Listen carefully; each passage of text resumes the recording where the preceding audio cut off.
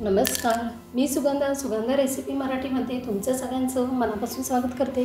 आज आपण मस्त अशी मटकीची भाजी बनवणार आहोत। भाजी एकदम सोपी आहे आणि पटकनही होते आणि या पद्धतीने केलेली भाजी लहान मुलांपासून मोठ्यांपर्यंत सगळ्यांना नक्कीच आवडेल।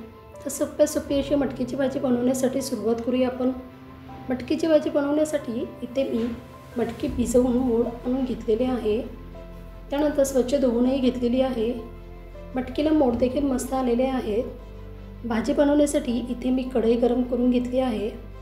त्यानंतर त्यात 2 चमचे तेल टाकून घेऊ। यानंतर यामध्येच आपल्याला पाव चमचा मोहरी आणि पाव चमचा जिरे टाकून घ्यायचं आहे। जिरे आणि मोहरीला चांगली फोडणी बसायला हवी। त्यानंतर लगेचच 5-6 कढीपत्त्याचे पाने टाकणार आहोत, ती देखील छान परतून घेऊ।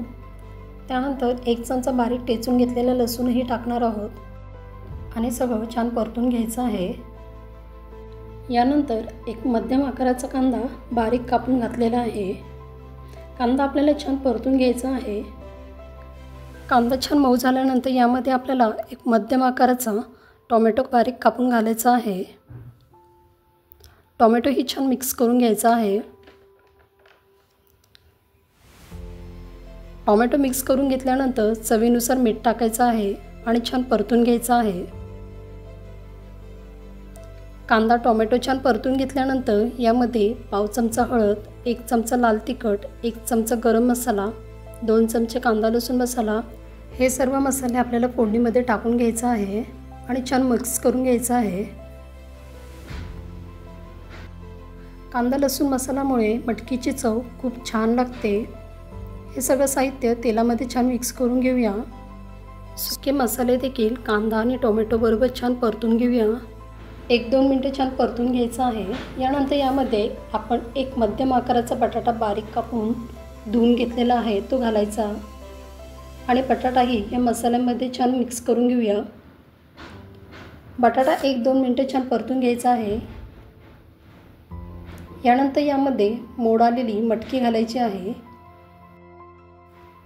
तर बघा, काय मस्त असे मटकीला मोड आलेले आहेत। आता सगळ्या मसाल्यांमध्ये ही मटकी मिक्स करून घेऊया। तर मटकी सगळ्या मसाल्यांबरोबर छान परतून घेतली आहे। रंग देखील मटकीला खूप सुंदर आलेला आहे। यानंतर शिजण्यासाठी 1 ते 1.5 ग्लास पाणी घालायचं आहे।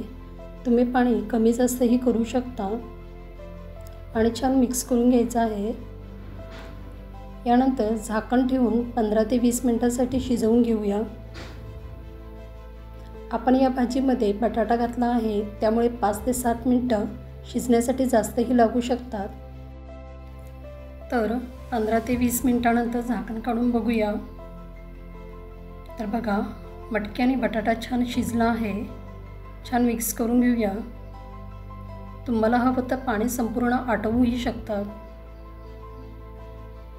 यानंतर यामध्ये बारीक कापून घेतलेली कोथिंबीर घालायची आहे।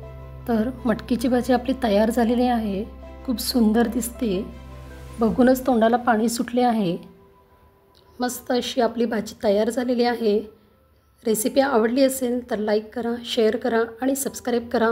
पुन्हा भेटू अशाच एका नवीन रेसिपीसोबत। तोपर्यंत धन्यवाद।